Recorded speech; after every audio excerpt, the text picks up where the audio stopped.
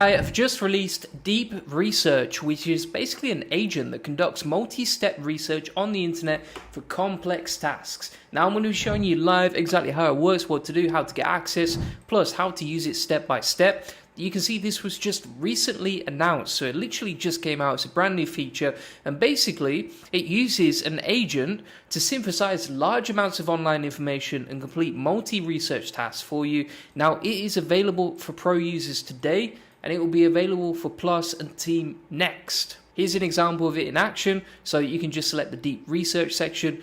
I've actually got it inside my ChatGPT, so we'll be testing out in a second. And then it can just compile really detailed research reports on whatever you want.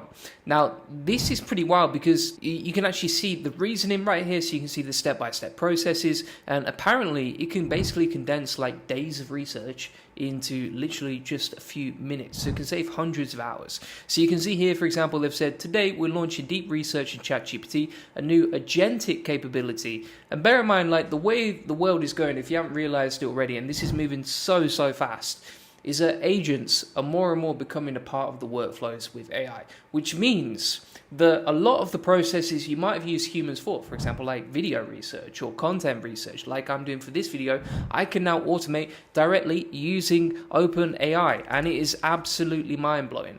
So you can see here it says, for example, it accomplishes in tens of minutes what would take a human many hours, right? So you basically condense the feedback loops so that you can get results now, not like in 5 days time, or after, without any complaints. It's like having a super powered friend who can just go off and do research.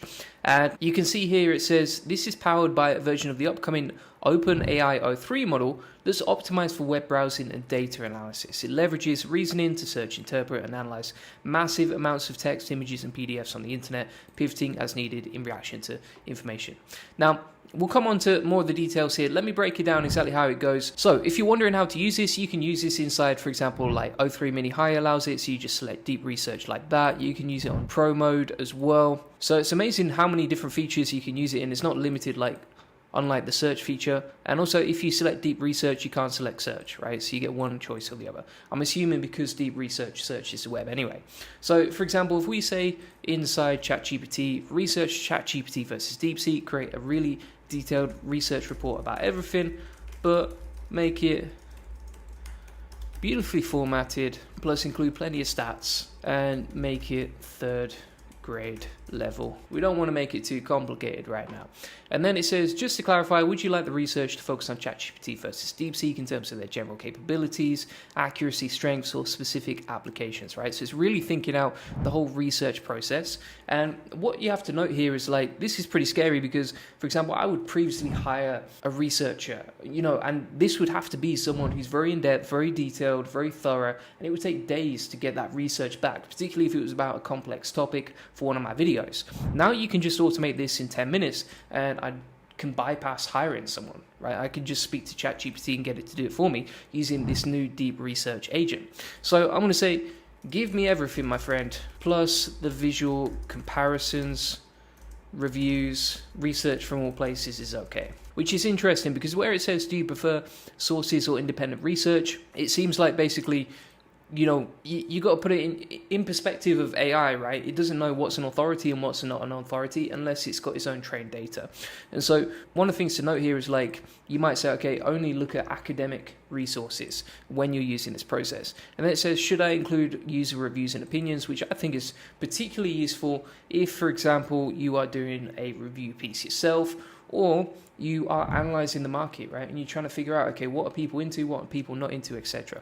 And then for the visual comparison, like charts, tables, etc., that should be super useful to see. Now, you can see here, it's basically got a loading, and this reminds me of ChatGPT o1 Pro, where, it's got a loading bar. It might take 5 or 10 minutes, but I think actually for deep research, unlike ChatGPT o1 Pro's responses, this might take like 30 minutes. Now, it's actually going faster than expected right there. And you can see it said, right, great, I'll conduct an in-depth research report comparing ChatGPT and DeepSeek, covering everything from general capabilities, accuracy, strengths, etc. The research will be based on multiple sources, and the language will be at a 3rd grade level. So it sounds really promising. Now, what you can also see here is that it's reading through all the different sources. So, for example, like DataCamp seems to be one that's particularly focusing on. It's checking Reddit for AI comparison points. I don't know if you want to trust Reddit, honestly, for your research.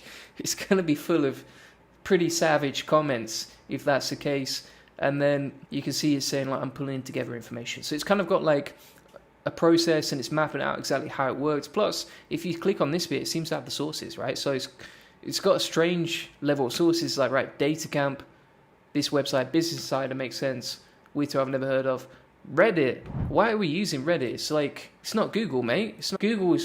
I get it with Google, like, they love to rank Reddit, but why are they using? But it's interesting how they're using so many sources from Reddit. Also, Sonic, which is an AI tool, if I'm right. Interesting. So it seems like it's going through all these pages, and when it actually has the sources, it doesn't seem to have the actual link to the specific page, right? So it's actually just linking directly to reddit.com in the sources, which is kind of weird, but let's see how it goes. So it's nearly halfway through that. What I want to show you now is a comparison versus something like, right, so Perplexity is one of my favorite research tools, undeniably, right? So you can do like a pro search here, so we can select pro, and then we can focus on like academic research, maths, writing, video, social, etc. We can also use like DeepSeek R1 or Reasoning O3 Mini to get results. Honestly, for research, you're probably just going to use Pro. But actually, I'm going to select O3 Mini because I want to compare them. And also, this is a reasoning model. So you're connecting a reasoning model, which is very, very logical, great at understanding, coding, thinking things out in like a logical map and process, and like step by step it will think that out before it gives you a result back. Whereas, for example, if you're just using the pro mode, it's not going to think it out much. There's not going to be much reasoning behind it. So let's test them out side by side. Obviously, Perplexity shouldn't be anywhere near as in depth, and I would say this is better for like getting quick stats, quick research, getting quick answers. But I would imagine that the research will be much better inside ChatGPT. Only one way to find out. Let's see. You can also share this, so you can create a link and then share that publicly. But this could be super promising and very, very powerful. Now, I can see many use cases for this. So, for example, like customer research reports, video research, content research in general, analyzing the market if you understand, like, okay, what's your market landscape like, what your competition like. Even if you were thinking about launching a new product, well, you could research the market first, get this to do things for you, and then come back. But who knows what the research is actually like? I don't know, because quite often, you know, we test these things and then in reality they're not as good as we actually think. So only one way to find out. We'll come back to that in a second. Let's see what Perplexity's got.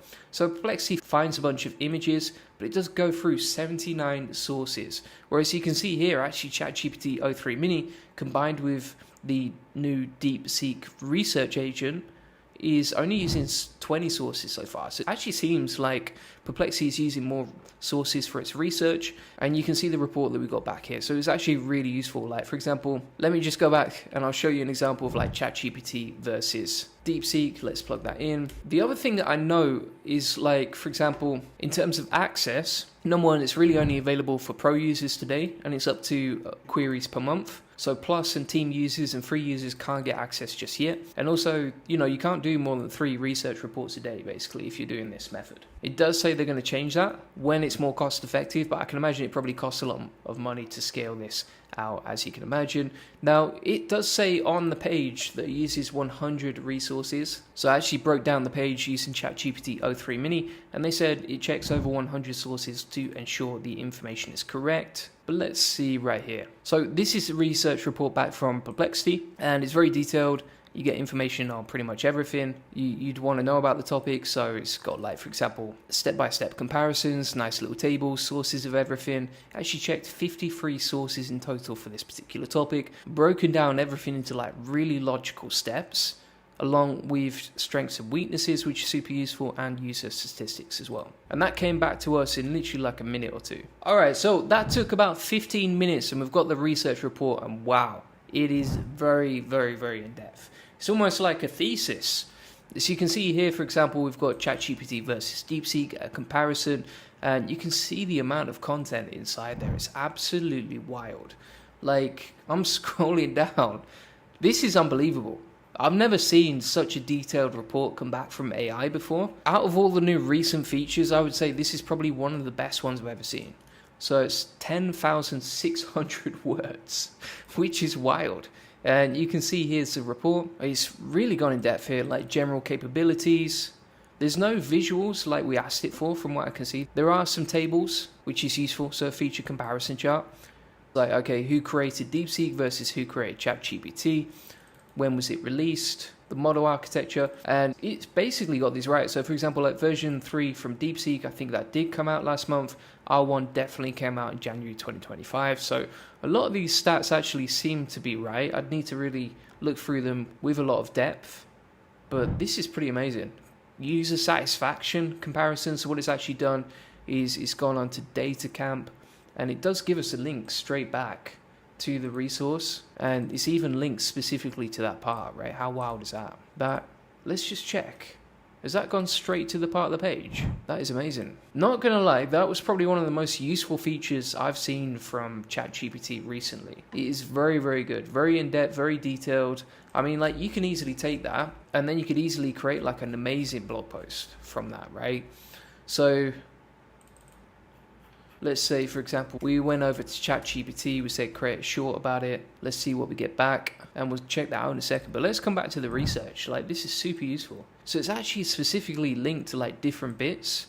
So you see here in the URL, it's like hashtag, and then it includes like the ChatGPT specific part of the blog, kind of like Google does, but this is just so much more in depth. Imagine if you were trying to go into detail on, like, I don't know, for example, let's say the pollution is really bad in your area, and you're like, right, okay, give me all the facts, tell me everything I need to know, plus tell me what are the best products to buy. It could probably create something absolutely amazing. The only thing that I don't like is it's almost too much, right? Like, you would need about 30 minutes to 1 hour to really sit through this research report and get something decent out of it. But even references and factual sources and answers, it's like, right, so ChatGPT might say something like this, which make it hard to pinpoint any exact source of fact, whereas DeepSeek operates like this, right? And it's compared and stayed very, very close to the topic. I did notice this from O3. So for example, when you ask O3 for a response, it will give you a lot more depth and, you know, something that's 3,000 words sometimes if you ask it, whereas ChatGPT 4, I was never going to do that. But to come back with like a 10,000 word report is absolutely wild. And yeah, you can create like content off the back with short scripts like you see, or blog content, video scripts, etc., whatever you want. The only thing that I would say is, like, it's not really used the language that we wanted. So for example, I asked it to create that content in 3rd grade language, and proprietary software is definitely not 3rd grade language. Like, if we take this content and we plug it through Hemingway, we'll check that out. Yeah, grade 10 language. It's not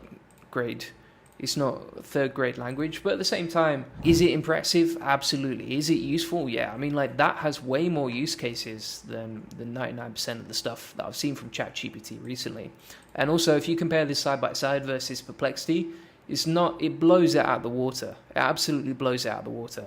So if we compare, for example, Perplexity versus ChatGPT on the research side, like, it's useful for just getting little bullet points, little bits of facts here and there. But if you want a dissertation, if you want like the real McCoy and some of the best stuff that you've ever seen on research, then that's probably it, right? It's amazing that it's gone out on the internet as well and just found all that information. Like, this would take you a ridiculous amount of time to produce yourself. The other thing that I would say is, like, this is super powerful because you could use it for PR, right? So for example, recently I got featured on like the Daily Mail, BusinessInsider.com, and even NY Post with some research that we created.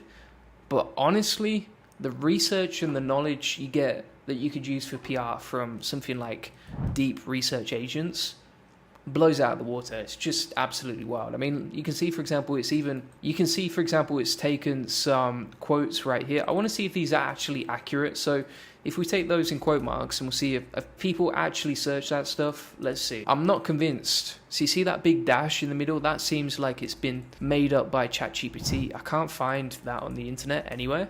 Maybe it's a real review, but you see how there's no source in there? And it says user comparison on a forum. Like, what forum? What forum are we talking about right here, right? So just something to bear in mind is, like, maybe it's hallucinating and it's very, very hard to tell. Like, if you wouldn't submit this report to someone without properly looking it up, but The research is powerful, undeniably. And if you want a free SEO strategy session, feel free to get that link in the comments description. We'll show you how we take websites from 0 to 145,000 visitors a month and generate hundreds of thousands of dollars in sales on autopilot. On this free link building acceleration session, you'll get a free SEO domination plan, so you'll get a custom tailored link building plan so you can generate more sales, leads, and profits to your website. You'll discover the secrets of SEO link building, or answer any questions you have. You'll learn the best link building strategy for your website, plus how to quickly outrank your competitors to link building, and how to 10x the SEO traffic based on what's working for us. Feel free to get that link in the comments and description. Appreciate you watching. Bye bye.